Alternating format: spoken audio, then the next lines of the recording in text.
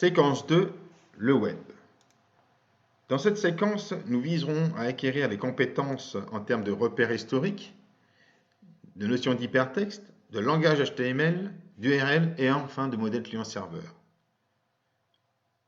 Pour atteindre ces compétences, nous aborderons donc l'histoire du web et repères, dans un second temps la mise en place d'une architecture web et nous terminerons donc cette séance sur la structure d'un site web. Histoire du web et repères. Tout d'abord, le web n'est pas Internet. Souvenez-vous, Internet est le réseau des réseaux. Il comprend le web, les emails, la messagerie instantanée, etc. Le web est né par l'ingénieux Timothy John Berners-Lee en 1984. En effet, ce dernier avait pour objectif, au niveau du Centre européen pour la recherche nucléaire, de mettre en place une solution permettant d'interconnecter des informations. Il s'est appuyé sur l'invention de l'ingénieux Ted Nelson sur le concept d'hypertexte pour mettre en place ce qu'on appelle aujourd'hui le web. Mais le web a été vraiment rendu public en 1990. Et au début, il ressemblait à cela. Une simple page dans laquelle on pouvait voir des liens hypertextes, notamment en bleu souligné bleu. Ces hyperliens permettaient d'accéder à une autre page. Mais on est bien loin du web que vous connaissez.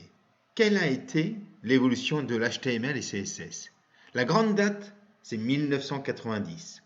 C'est à cette date-là où le web s'ouvre. Il devient public et on l'appelle le World Wide Web, le 3W. En 1993, c'est le succès pour le navigateur Mosaic qui intègre un élément IMG, des images et des formulaires. En 1994, Berners-Lee crée la W3C, la World Wide Web Consortium, dont l'objectif est de standardiser les langages du web. En 1995, c'est la mise en place de JavaScript, donnant une dimension d'interactivité entre le navigateur et l'utilisateur. Puis vient en 1996 CSS, Cascading Style Sheet, qui permet la mise en forme des pages HTML. Deux grandes dates viennent, 2014 et 2019. Mais 2014, pourquoi? Parce que c'est la publication des spécifications HTML5, le trio HTML plus CSS plus JavaScript, et c'est en 2014 que le milliard de sites consultables en ligne est dépassé. Le milliard. Et à présent, depuis 2019, le nombre d'utilisateurs mensuels du web a franchi la barre des 4 milliards. Mais pas besoin de tout retenir. S'il y a 4 dates à retenir, ce sont ces dates-là. 1990, HTML. 1995, JavaScript. 1996, CSS. Et 2014, le trio HTML, CSS, JavaScript sous l'envergure du HTML5. Alors, à quoi ça ressemble? Vous avez sur votre gauche, en haut à gauche, l'HTML, au milieu CSS et à votre droite JavaScript. HTML, c'est ni plus ni moins le contenu, c'est-à-dire le texte. Vous avez par exemple H1 qui veut dire head 1, je suis le titre. Le CSS, c'est la mise en forme. Par exemple, H1, toujours le titre, sera de couleur blanche et avec une ombre de 2 pixels de chaque côté qui sera noire. Vous avez la même chose sur le body, le corps. Vous voyez, body, ici. Cette partie-là, nous appliquons une présentation de type dégradé. Donc, l'HTML, c'est le contenu, CSS, c'est bien la présentation. Alors, JavaScript, lui, par contre, permet de donner de l'interactivité, du dynamisme entre l'utilisateur et son navigateur. Mise en place d'une architecture web. Pour pouvoir mettre tout cela en place, et vous l'avez vu au travers donc, de la séquence 1, Internet, il nous faut un serveur web et un client. Bien sûr, on les connecte au travers, dans ce cas de figure, par un commutateur. Sur le serveur web, on va y déposer donc la page HTML et la page CSS. Et quand le client ira consulter le serveur web, alors la page web HTML ira sur le navigateur. Alors le navigateur peut être donc Mozilla, Internet Explorer, Google Chrome, Opera, Edge, Safari, mais tous ces navigateurs gravitent sur le poste client. Tandis que sur le serveur, vous avez comme possibilité des solutions comme Apache, Nginx ou 2IS. Également, ces trois éléments gravitent sur l'aspect serveur. C'est ce qu'on appelle client-serveur. Le client va consulter le serveur et ce dernier va transformer et transmettre des informations. Structure d'un site web. Eh bien, pour structurer un site web, nous avons vu qu'il y a une partie HTML et une partie CSS. Alors, HTML, les balises. Une page HTML est remplie de balises. Alors, une balise, c'est quoi? C'est simplement une information comprise entre deux chevrons. Chevron ici gauche et chevron ici droite. Vous avez deux formes de balises. Vous avez la balise dite en paire, c'est-à-dire que vous avez ici la balise et la deuxième paire de balises avec le fameux backslash, ou divisé si vous préférez. Vous avez également la balise dite orpheline, c'est-à-dire que vous mettez la balise et vous mettez le backslash juste après. Les deux forment ce qu'on appelle une balise. Alors, comment ça fonctionne? Dans un premier temps, vous avez dans un fichier HTML l'information qui dit que c'est un fichier HTML. Et cela, on utilise donc la fameuse information doctype. Point d'exclamation doctype HTML dans une balise permet d'indiquer que ce qui va suivre, c'est du code HTML. C'est ce qui explique pourquoi la première information qui suit, c'est HTML. Vous avez ici donc une balise paire, HTML, et la fin de la balise, /HTML. Et tout ça présente et informe que tout ce qu'il y a à l'intérieur, c'est du code HTML. Vous avez ensuite ce qu'on appelle une tête, head, de la même manière, balise ouvrante, balise fermante, ce qui veut dire que tout ce qui est compris entre les deux, ça correspond à la tête. Et ensuite, le corps, body, de la même manière, tout ce qui est entre les deux correspond au corps de la page HTML. La balise meta contient un attribut qui s'appelle char7. L'attribut char7 est initialisé avec UTF-8. Cela simplement signifie que dans cette page web, les caractères accentués sont possibles.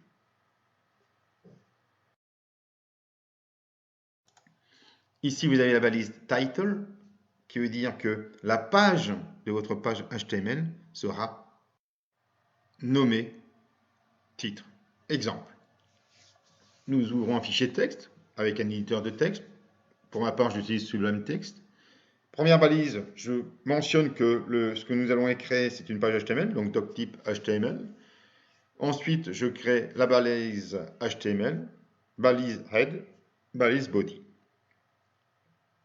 Dans le head, nous allons donc informer que la page est enregistrée au format UTF-8, car il est possible que nous tapions des caractères accentués. Donc, char, meta, char7 égale UTF-8. Ensuite, je crée une balise title.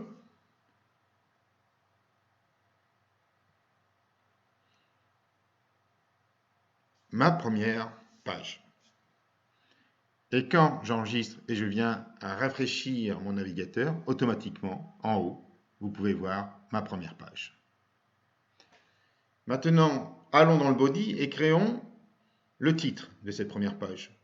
Donc, je crée une balise H1 pour head 1, titre 1. Ceci est mon titre. Je ferme ma balise, j'enregistre et je rafraîchis ma page. Donc, ici, ceci est mon titre, comme nous venons le voir. Alors, dans les balises, on a ce qu'on appelle des notions d'attributs. Alors, les attributs, qu'est-ce que c'est? Eh bien, prenons cet exemple-là. Faisons un petit zoom là-dessus. Vous avez dans l'image, la balise image, un attribut qui s'appelle src. src pour source. Ce qui veut dire que ce qui suit correspond à l'image que je souhaite faire afficher. c'est-à-dire cette icône. L'attribut suivant me permet donc d'ajuster sa taille. Et enfin, le on-click, dans ce cas de figure, permet d'afficher un message qui s'appelle « Bonjour ». Nous créons notre balise image, attribut source. Nous allons chercher une image, celle-ci par exemple. Je clique ici pour obtenir le lien. J'ai le lien de l'image que je colle dans la source. Je ferme le chevron, balise orpheline. Je sauvegarde, j'enregistre, je rafraîchis ma page, l'image apparaît. Si je souhaite diminuer la taille, je mets width égale par exemple 100 pixels. Je sauvegarde, je reviens ici, je rafraîchis, l'image est réduite. Si je souhaite mettre un événement, donc onClick égale Windows.alert et on peut mettre il fait chaud. Ici, point d'exclamation, point virgule, fermez les guillemets, je sauvegarde, je rafraîchis, je clique et quand je clique, il fait chaud ici. OK.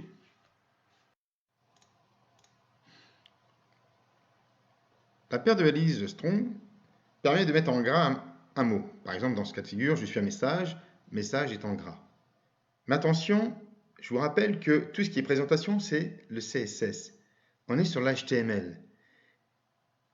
L'objectif de cette balise strong n'est pas uniquement de mettre en gras un mot pour l'utilisateur, mais pour les moteurs d'indexation. Ces derniers vont identifier que cette page a pour thématique le mot ciblé. C'est-à-dire que quand les utilisateurs chercheront, par exemple, le mot message, votre page a de fortes probabilités d'être présentée à ces utilisateurs. Pour faire des listes, la balise UL et OL. Alors, UL. Je crée donc le chevron UL et je mets les éléments LI. Donc, premier choix, par exemple. Deuxième. Et enfin, troisième. Pourquoi pas.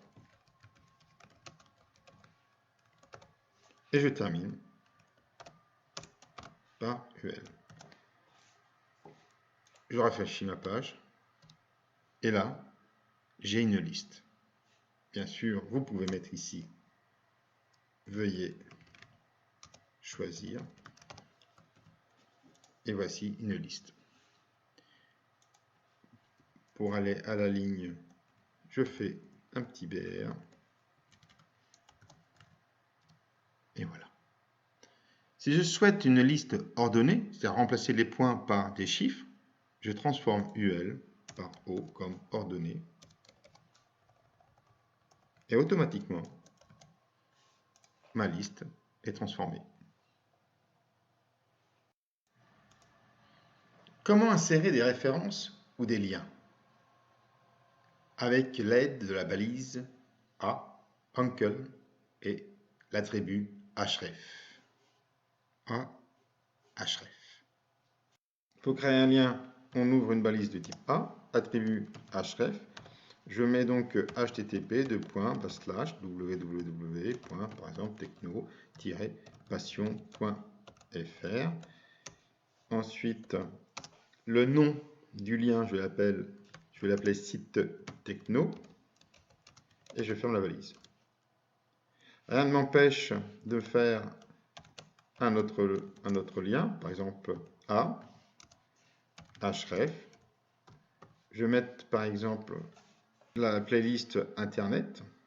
Je copie ce lien. Je colle ici. Vidéo sur les réseaux. Et je ferme. Je sauvegarde. Si je reviens à ma page, j'ai site techno, vidéo. Si je viens cliquer sur site techno, Je vais sur le site techno. Si je reviens en arrière et je clique sur les vidéos sur les réseaux, il ouvre les vidéos sur les réseaux. Internet, analyse du fonctionnement d'un réseau. Si je souhaite mettre site techno en lieu et place de premier choix, je sélectionne ce lien, couper, je colle, je coupe ça, et je le colle ici, et j'enlève cette balise, je sauvegarde, F5, et choisir site techno, vidéo sur le réseau. À présent, quand je clique ici, vous voyez, il ouvre dans la même page.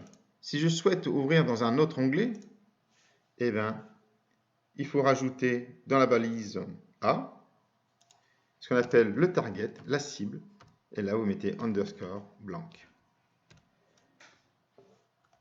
Je fais pareil pour techno.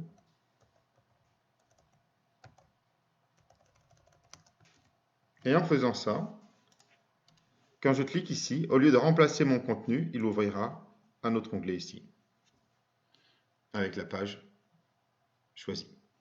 Même chose si je reviens ici, il ouvre un autre onglet. Donc, blank signifie une nouvelle page, et self, ça veut dire la même page, c'est-à-dire que si je reviens ici, site techno, je reclique ici. À présent, regardons donc deux nouvelles balises, vidéo et son. Vidéo permet donc d'afficher une vidéo, et son, d'écouter un son, tout simplement. Pour créer un fichier style, nous allons utiliser la balise link. Avec l'attribut rel, style sheet, qui va indiquer que le contenu du fichier style.css sera un fichier permettant de personnaliser notre page HTML.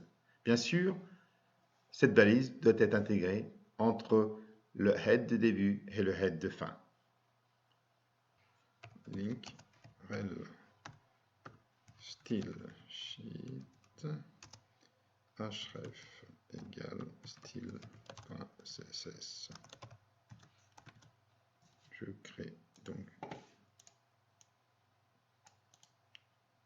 copier, nouveau fichier,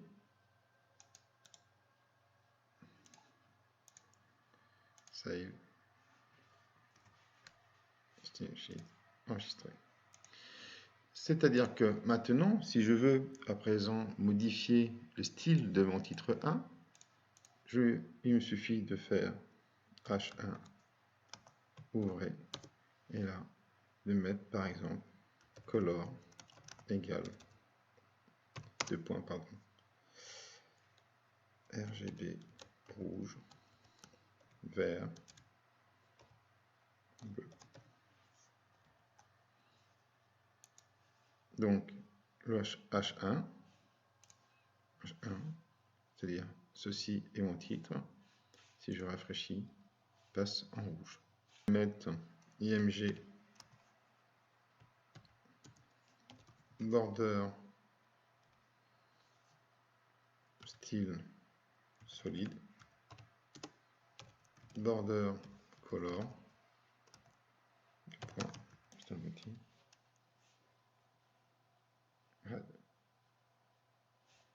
Vous avez à présent assez de connaissances pour pouvoir créer votre premier site web.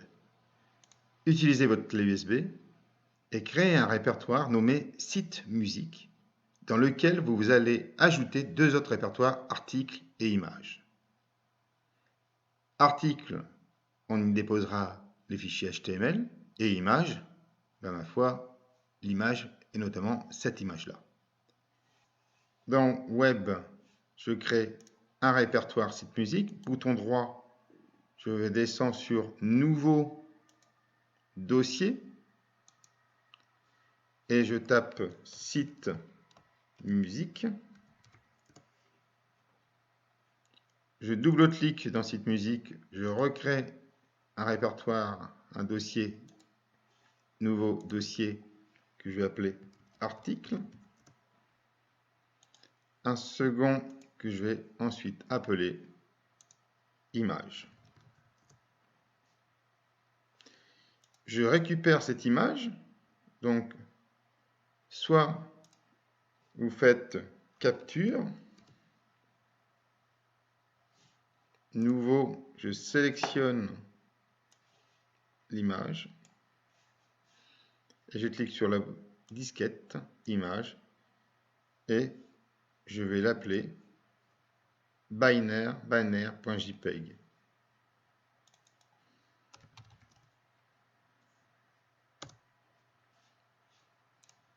Je contrôle mon répertoire image, j'ai bien mon image. La structure est réalisée, il ne me reste plus qu'à développer le site web. Pour développer le site web, vous avez bien sûr la vidéo que vous venez de suivre, mais également le document de support qui vous explique pas à pas la création de vos sites web afin de créer ce résultat. À vous de jouer.